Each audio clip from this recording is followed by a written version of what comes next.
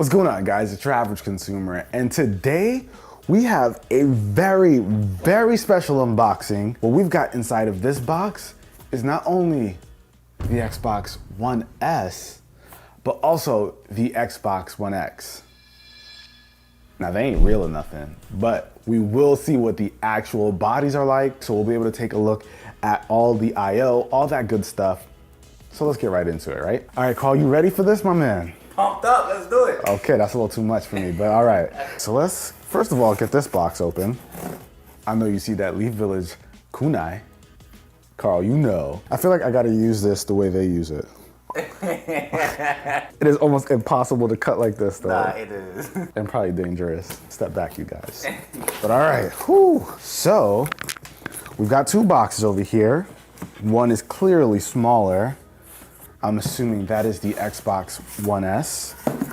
And we've got a bigger one for the One X. So which shall we open first?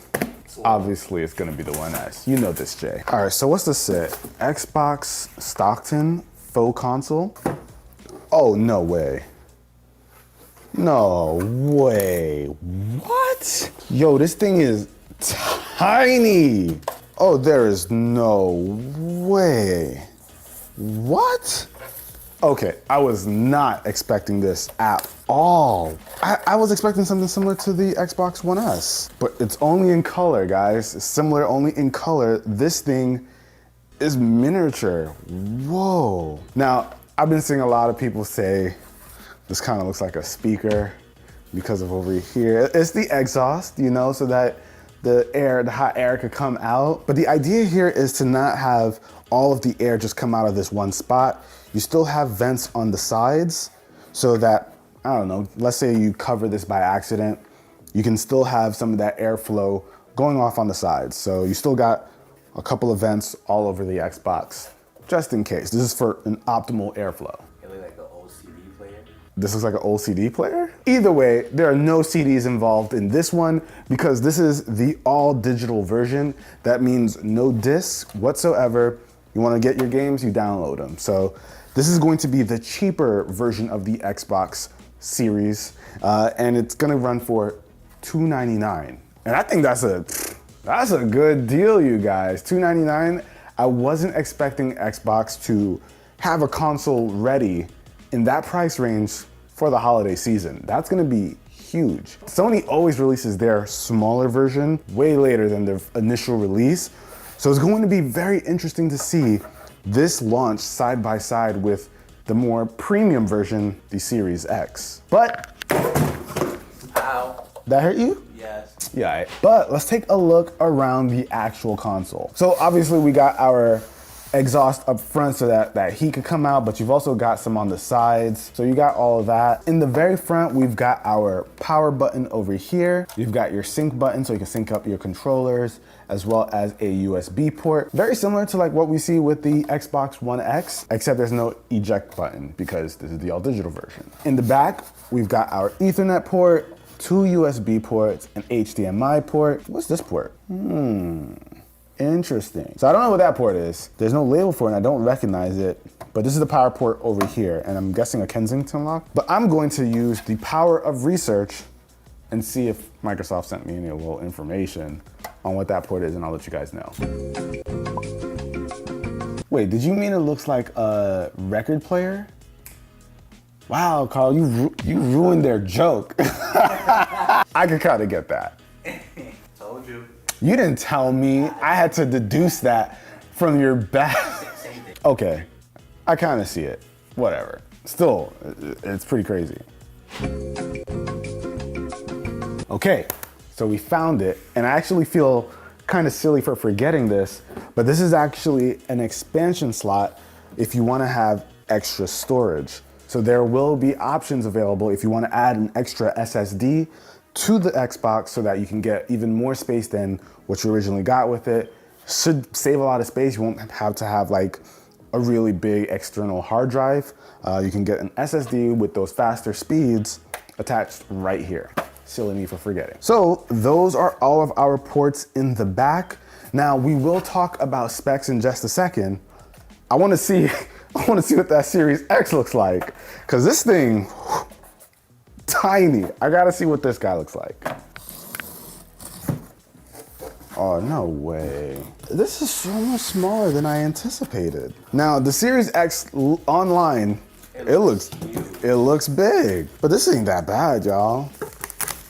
All right, it's a little thick, but it's not that big though. It's really not.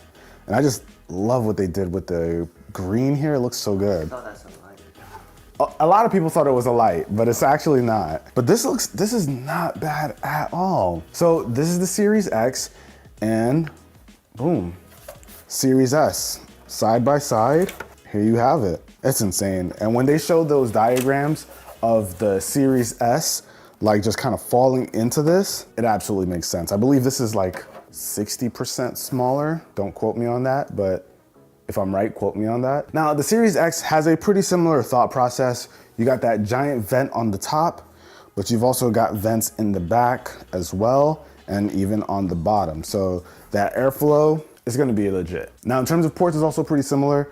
You've got your power button up top, as well as your eject button for your disc here. So this does have a Blu-ray player. And you also have a sync button for your controllers and stuff, and of course a USB port. And in the back, we're still looking at 2 more USB ports, Ethernet port, that's storage expansion, and it actually says it right here, HDMI, and a power plug right here. And of course that Kensington lock right there, so nobody can jack your stuff. But some details were also released about this alongside the Series S. They'll both be available November 10th, and pre-orders actually start September 22nd, which is like super close.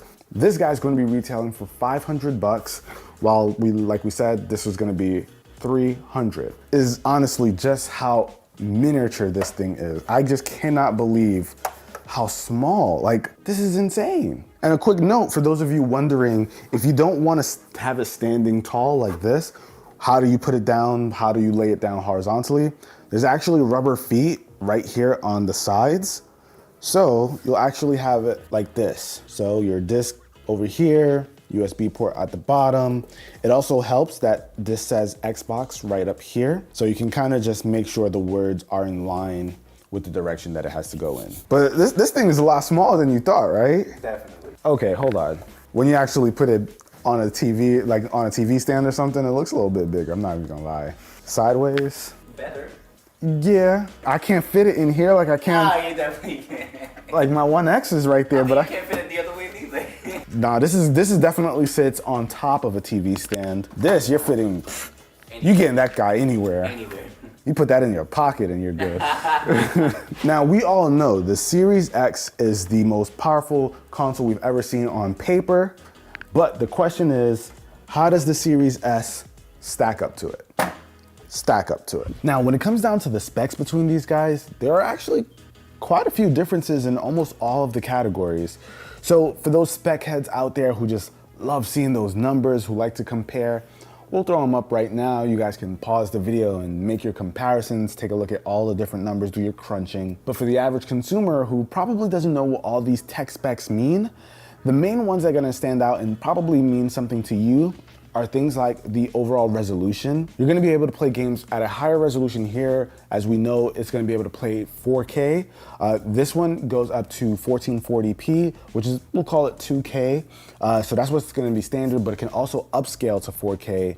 And this is gonna be able to run at 60 FPS, even up to 120 over here, and upscaled 4K content on the Series S can go up to 120 frames per second as well. But right off the bat, when it comes to that resolution, we are looking at a higher resolution here, and I believe this 8K is going to be possible at some point. Definitely not something we're gonna see on this guy. You'll also notice on the Series S, you have half the storage capacity of the Series X. So Series X has 1 terabyte. We're looking at about 500 over here. Now, what's nice is that the disk speeds are still the same, so you'll still get the same performance, loading times and that kind of thing will still be the same, but you are getting half the storage here, and storage is a bit important on this guy since it's all digital. So that's something you're gonna wanna keep in mind. Luckily, you can add like a terabyte through the expansion slot right here. So that's probably something you're gonna seriously wanna consider if you pick one of these up and you wanna have a pretty sizable library. So just kind of quickly looking at the spec sheets, I feel like the differences between these two is I feel like you're gonna get overall a very similar experience in terms of speed and being able to jump into a game and, you know, load times, that kind of thing. But where we're really gonna see a big difference is the graphical power. So like I said, this is going to be a lower resolution. It also has weaker GPU. So we're going to see a lot more detail. Things are probably gonna look a lot more crisp. We're gonna see a lot more with this guy versus this. But if you're not looking for the craziest detailed experience, you just want to play the games and you want them to still look good, this is what you're going to be looking at. Now, we know the biggest difference between these two, besides the overall form factor, is that graphical power, but they also share a lot of similarities, performance being one of them, like we just mentioned, but they've also got a lot of the same features. With both, we're going to have access to backwards compatibility, so games that we played on the Xbox One, we'll be able to have access to on these, as well as Xbox 360. Thank the heavens, we'll be able to get that backwards compatibility on here, play some of those classics right on our new consoles. But beyond that, you can also use older Xbox One accessories. So if you have like the Xbox Elite controller that you probably spent a pretty penny on, I'm gonna put these down. So if you have an Xbox One Elite controller that you spent a lot of money on, you're gonna be able to play with that on these systems, because who wants that to go obsolete after you spent like $100-something on it?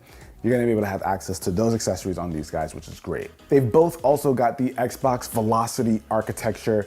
What that basically means is you're gonna have access to a lot more bandwidth, so you'll have better graphics on both systems.